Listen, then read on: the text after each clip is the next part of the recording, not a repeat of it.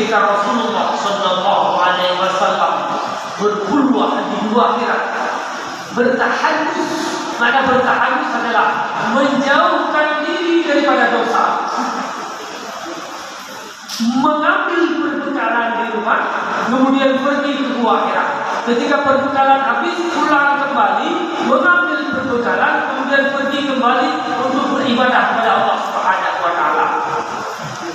Ketika beliau sedang beribadah, sedang bertafakkur, ketika hatinya sudah bersih daripada hidup pikuk dunia, maka turunlah Al-Quran surah pertama, Iqra. Jibril merangkul Rasulullah, Iqra, kemudian melepasnya. Rasulullah menjawab, ma'ana biqari, saya tak dapat membaca. Jibril merangkulnya kembali, kemudian melepas. Iqra, jawaban Rasulullah, ma'ana biqari, saya tak dapat membaca. Kemudian Jibril merangkulnya kembali, Iqra, jawaban Rasulullah, ma'ana biqari. 3 kali dirangkul oleh Jibril, Rasulullah menjawab, saya tak dapat membaca. Kemudian Jibril mengatakan, Iqra bismi rabbikal ladzi khalaq, khalaqal insana min 'alaq, Iqra wa rabbukal akram, alladzi 'allama bil qalam, 'allamal insana ma lam ya'lam. Di dalam tafsir Katsir disebutkan apa hikmah dirangkul oleh Jibril. Wal hikmatu fil ghaddi, hikmah dirangkulnya oleh Jibril, syughluhu 'anil iltifati ila ghairihi, supaya Rasulullah fokus, tidak berbimbang dengan perkara yang lain. Kemudian diulang 3 kali, al-mubalaghatu fi safa'il qalbi, supaya bersih hatinya. Artinya nilai pendidikan yang dapat kita ambil di situ adalah Rasulullah seorang murid, gurunya adalah Jibril. Ketika seorang guru menginginkan mentransfer pengetahuan kepada muridnya, maka murid itu harus dirangkul, murid itu harus konsentrasi penuh, murid tidak boleh lalai.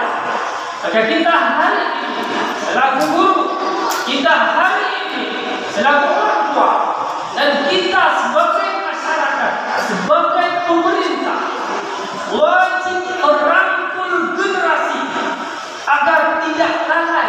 Kalau Rasulullah saja dirangkul oleh Jibril, lebih utama lagi kita wajib merangkul anak-anak kita, anak didik kita, generasi kita, agar tidak lalai dengan kehidupan dunia, agar tidak lalai dengan permainan dunia, agar tidak lalai dengan hal yang sia-sia. Jangan kita mengajar suatu pelajaran, murid di belakang bermain-main. Jangan kita mengajar suatu pendidikan, tapi banyak yang bolos, banyak yang keluyuran. Kita tidak memperhatikan, tapi mereka menjadi anak-anak, bukan anak yang tidak pandai. Tidak ada yang tidak pandai, tapi strategi kita, teknik kita dalam merangkul. Ketika mereka lalai, kita pun lalai, maka inilah sebuah kegagalan. Kemudian, ketika Rasulullah berkhulwah di dua akhirat, menjauhkan diri daripada kehidupan dunia, ini juga memiliki nilai pendidikan yang tinggi. Pada saat itu adalah masa jahiliyah, di mana orang-orang melakukan kejahatan luar biasa, membunuh anak-anak perempuan mereka. Tetapi Rasulullah tidak terlibat dalam kejahatan. Pada saat itu orang bermabuk-mabukan, pada saat itu orang berjudi, tapi Rasulullah tidak terjangkiti oleh penyakit sosial. Maka oleh karena ini adalah pelajaran penting bagi kita. Dalam surah An-Nahl ayat 66, Allah Subhanahu wa Ta'ala berfirman sebagai perbandingan, wa inna lakum fil an'ami la'ibratan, sesungguhnya bagi kamu pada binatang ternak itu ada pelajaran. Sesungguhnya pada susu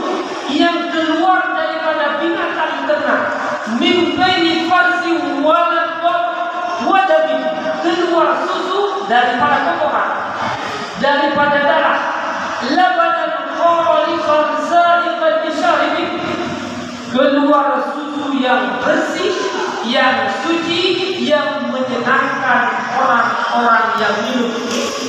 Artinya, kotoran itu bernajis dan darah bernajis. Kuasa Allah Ta'ala mampu mengeluarkan sebuah minuman yang tidak bernajis, yang tidak terkontaminasi, yang tidak terkotori oleh daripada najis, yaitu susu. Ketika orang minum, orang akan senang. Maka para ulama mengatakan, jadilah kamu seperti susu di lingkungan yang rusak, lingkungan yang jahat. Ada orang yang ekstrim ke kanan, ada orang yang ekstrim ke kiri. Apakah pemikirannya, apakah perilakunya, maka jadilah seperti susu. Ada orang yang lalai dengan pergaulan bebas, ada orang yang lalai dengan fasilitas dunia, maka jadilah kamu sebagai seorang anak seperti susu. Rasulullah Sallallahu Alaihi Wasallam mempraktekkannya dan memberikan contoh kepada kita. Bagaimana beliau tidak terjangkiti penyakit sosial. Beliau lebih memilih pergi ke gua Hira untuk membersihkan diri, untuk beribadah kepada Allah Subhanahu Wa Taala. Maka hari ini anak-anak kita jadikan sekolah mereka sebagai gua Hira, jadikan pesantren mereka sebagai gua Hira, jadikan rumah mereka sebagai gua Hira, yaitu tempat untuk beribadah, tempat untuk menjauhkan diri daripada fasilitas dunia yang melalaikan, tempat menjauhkan mereka daripada pergaulan bebas, sehingga mereka menjadi anak-anak yang berhasil. Tidak mungkin kita menyuruh mereka pergi ke gunung hari ini, tidak mungkin kita menyuruh mereka pergi ke gua hari ini. Tapi pada makna gua, artinya ketika Rasulullah tidak terganggu beribadah kepada Allah, maka kita juga bisa dalam lingkungan yang banyak orang, kita tidak terganggu dengan perilaku yang jahat. Maka inilah salah satu hikmah daripada potongan kisah saat Rasulullah diturunkan wahyu oleh Allah Subhanahu Wa Taala. Wahyu yang pertama adalah Iqra, bacalah, bacalah dengan menyebut nama Tuhanmu. Apa yang kita baca? Al-Quran. Apa yang kita baca? Hadis. Apa yang kita baca? Ilmu agama. Apa yang kita baca? Ilmu yang bermanfaat. Di samping perintah membaca, di ayat kelima, Allamal insana ma lam ya'lam, Allama alladhi 'allama bil qalam. Allah mengajarkan dengan pena. Ada dua hikmah. Di samping membaca, juga menulis. Di dalam tafsir Al-Ghazali disebutkan ketika menyebutkan kata al-qalam, pena. Wa fihi tanbihun 'ala manafi'il qalam. Ini adalah peringatan tentang manfaatnya pena. Sehingga salah seorang sahabat Qatadah mengatakan, al-qalamu ni'matun 'azimatun min Allah. Pena, kalam adalah nikmat yang besar daripada Allah Subhanahu Wa Taala. Laulal qalam, kalau bukan karena pena, lam yakum ad-din, agama tidak akan berdiri. Walam yasluh al-'aishu, dan kehidupan tidak akan bagus. Kita hari ini bisa membaca Al-Quran karena ditulis dengan pena. Kita hari ini bisa membaca kitab karena ditulis dengan pena. Kita hari ini bisa mendapatkan gelar karena berkat pena. Kita hari ini bisa mengikuti berbagai macam informasi karena berkat pena. Maka kalau tak ada pena, tak akan ada agama. Kodifikasi hadis, ditulisnya hadis dengan pena, pembuat Al-Quran dengan pena. Maka jadikanlah pena alat untuk mendapatkan ridha Allah Subhanahu Wa Taala. Jadikanlah pena alat untuk membuat kebijakan-kebijakan yang pro syariat. Jadikanlah pena sebagai alat untuk masuk surga. Jangan jadikan pena alat untuk masuk neraka. Jangan jadikan pena alat untuk berbohong dan memanipulasi angka. Jadi 70, jadi 700, dari 20 jadi 2000. Itu adalah alat untuk masuk neraka. Nauzubillah.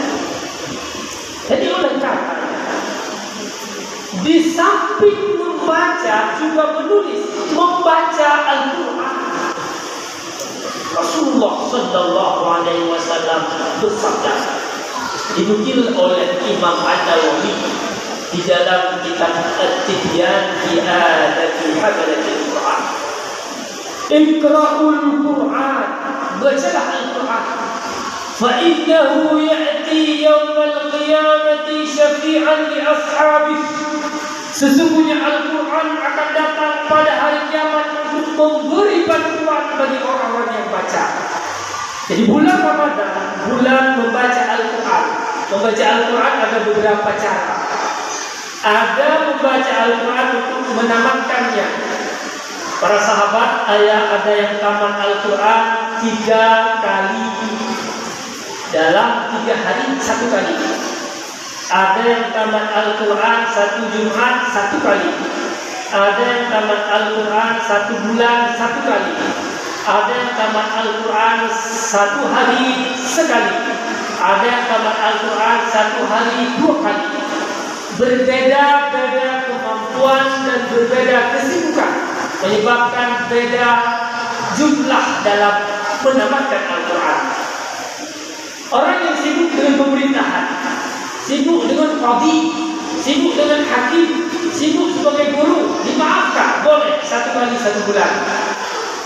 Tetapi kita yang sebagai abid yang tidak sibuk beribadah kepada Allah Subhanahu wa taala, tambah 2 kali, 3 kali dan sebagainya.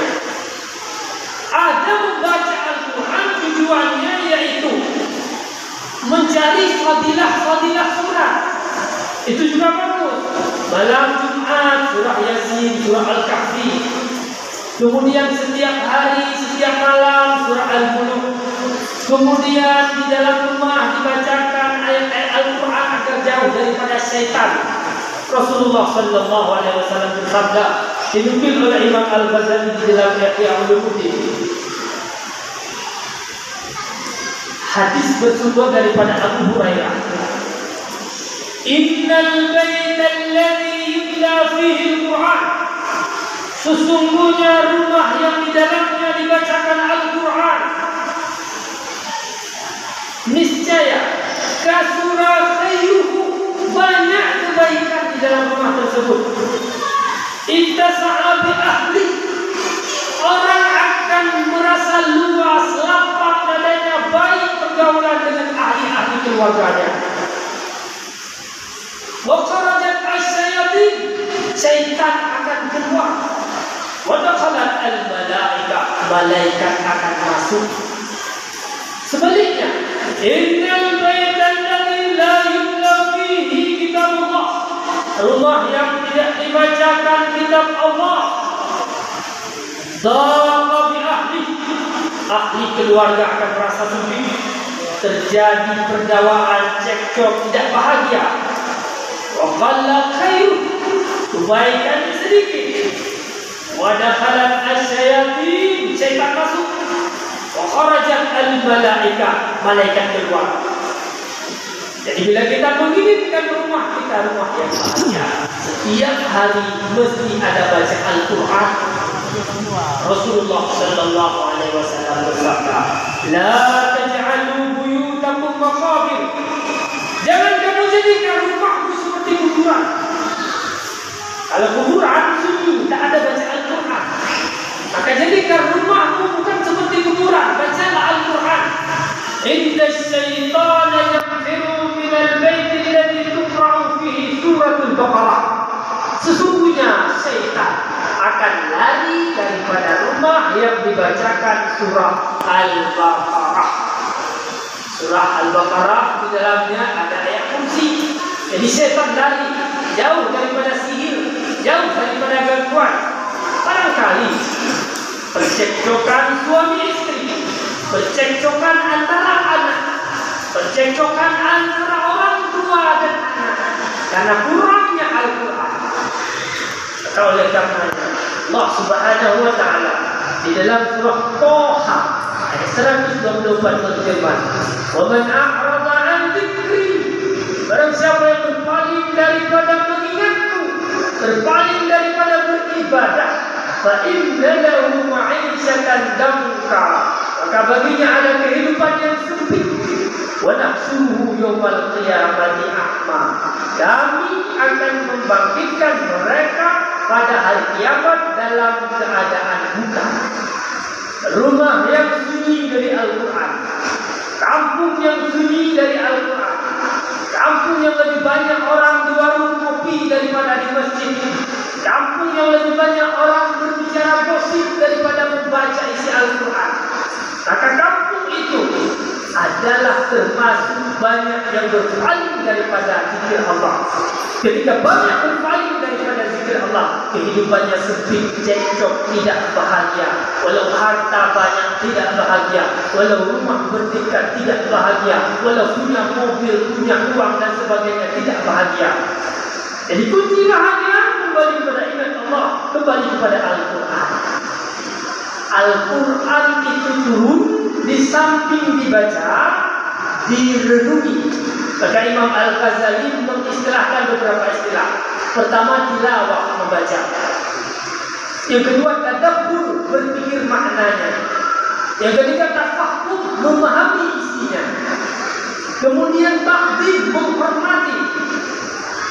Takdim, ketika kita membaca Al-Quran, kita bayangkan ini kalam Allah, ini firman Allah, tidak boleh disepelekan, harus dibaca dengan tenang, harus dibaca diresapi, harus dibaca dipahami maknanya. Kemudian kita bisa menambahkan satu lagi, tahfidz, menghafal Quran bagus, pahalanya luar biasa. Salah seorang ulama salaf Fudail bin Iyad berkata, hamilul Quran, hamilul rayatil Islam, orang yang menanggung Al-Quran dalam dadanya, menghafal Al-Quran dalam dadanya, itu adalah orang yang membawa bendera Islam. Wala yang bagi ajal huwa ma'amayalhu, tak sepatutnya dia lalai beserta orang yang lalai. Wala yashuwa ma'amayashu, tak sepatutnya dia lupa beserta orang yang lupa. Wala yalhuwa ma'amayalhu, tak sepatutnya dia berbuat sia-sia beserta orang yang berbuat sia-sia. Takdiman di hakil Quran, karena menghormati hak Al-Quran. Jadi kita yang punya hafalan, apakah sedikit, apakah banyak, apakah 30 juz, apakah juz 30, apakah surat panjang, apakah surat pendek, termasuk hamilul Quran, orang yang menghafal Al-Quran, tak patut lalai beserta orang yang lalai. Lalai kata mengirim, lalai kata musik, lalai kata warung kopi, lalai balap-balap Honda, lalai hendak sembahyang, lalai hendak puasa. Anak aku, apalagi bulan Ramadan. Ketika bulan Ramadan disakiti, ini bulan mulia, disakiti dengan perbuatan dosa, maka dosanya berlipat. Sebagaimana pahala berlipat, dosa berlipat. Maka oleh karenanya, marilah kita kembali kepada pedoman isi daripada Al-Quran. Kita mempedomani, kita mengikuti, mengajak saudara-saudara kita untuk mencintai Al-Quran, untuk memperbaiki diri, untuk tazkiyatun nufus. Jadi salah satu fungsi Al-Quran, tazkiyatun nufus, mensucikan jiwa. Bagaimana ketika kita membaca ayat, mengingat kepada makna. Allah Subhanahu wa Ta'ala berfirman, aqimis sholata lidzikri, dirikanlah salat untuk mengingatku. Saya sembahyang, tubuhlah masjid, istirahat gede, pakai dan bunyi. Padahal Allah menyuruh zikri untuk mengingatku. Ada baca Quran, ala la'natullahi 'ala dzalimin, ketahuilah laknat Allah turun dari tanpa tersadari tanya balik. Maka Imam Al-Ghazali, betapa banyak orang membaca Al-Quran melaknat dirinya sendiri. Ala la'natullahi 'alal kadhibin. Ketahuilah laknat Allah atas orang pendusta. Kita baca ayatnya, tanya pendusta tanpa tersadari laknat. Bila laknat Al-Quran akan ditanya. Jadi belajar baca, tak baca, tak baca, berdusta. Ketika kami baca Al-Quran, fawailul lil musallin alladziina hum 'an salatihim sahun. Maka celaka bagi orang salat yang dalam salatnya lalai. Tanya termasuk lalai ketika terbaca ayatnya, dijumlah di ayat akan dibaca cara baca senang, sembahyang tapi lalai. Siapa yang lalai? Humul ladzina in shallaha awwalal waqti lam yafrah. Orang yang kalau salat di awal waktu tidak senang. Wa in akharaha 'anil waqti lam yahzan. Kalau salat di akhir waktu tidak gundah. Kadang orang tanya, sembahyang awal waktu yang senang. Sembahyang akhir tapi tidak ana gundah. Tapi jiwa tanya akhirnya bermasalah. Seharusnya sembahyang awal waktu yang tanya harus senang. Tunda sembahyang hingga keluar waktu itu susah. Maka ketika terbaca ayatnya, terrenungi makna, terperbaiki diri supaya berdiri lagi. Maka ketika lebih lanjut, terbaca ayat-ayat lainnya, dari ayat pertama hingga seterusnya, dengan perlahan-lahan berambil baca Quran, dengan dalam istilah kita Ihya Ulumuddin dinukil daripada perkataan ulama salaf, yaitu dibaca Quran lagi mudira nasrat dapal, dilempar boh madu, hanya pung hanya naurung yang baca Quran lagi dilempar boh madu. Yang penting tamat, baca. Katanya berikut yang tak mau ikut surah ayat yang dibaca. Bangsa betul, wajib dihadap, anak pakai. Artinya anak fokus ketika membaca. Maka ayat Allah Ta'ala harus dihargai. Baca. Ini waktu tajak kendaraan, muncul tajak cepat. Dan pemandangan di Sare, di Selawak, tadi mati, cepat tajak. Tajak lambat, sedok. Pertengahan, warattalnahu tartila. Bacalah perlahan-lahan supaya dapat menikmati pemandangan di samping. Maka membaca Quran dan nikmati baju. Belum ini Quran satu kata satu arti. Itu tanya pemula. Dia sangat membantu. Baju. Sehingga terbiasa. Ini adalah bentuk penghormatan yang terhadap Al-Quran.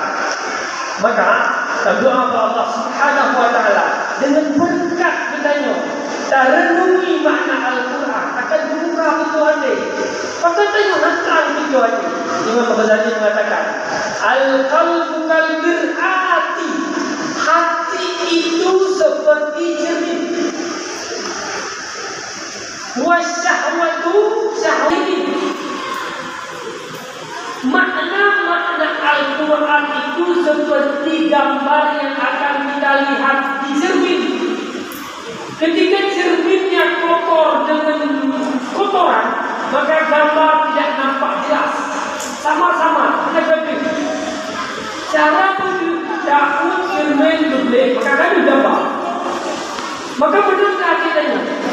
Ketika tanya memenuhi syahwat mata, syahwat tangan, syahwat lidah, maksiat mata, maksiat anggota, satu maksiat, satu titik di hati kita. Lagi satu titik cermin kita. Semakin dia maksiat, semakin kita, semakin hitam cermin. Ketika kalau wahlah, betul saya kan cermin ada. Menanti ada kalau makna Quran ada juga.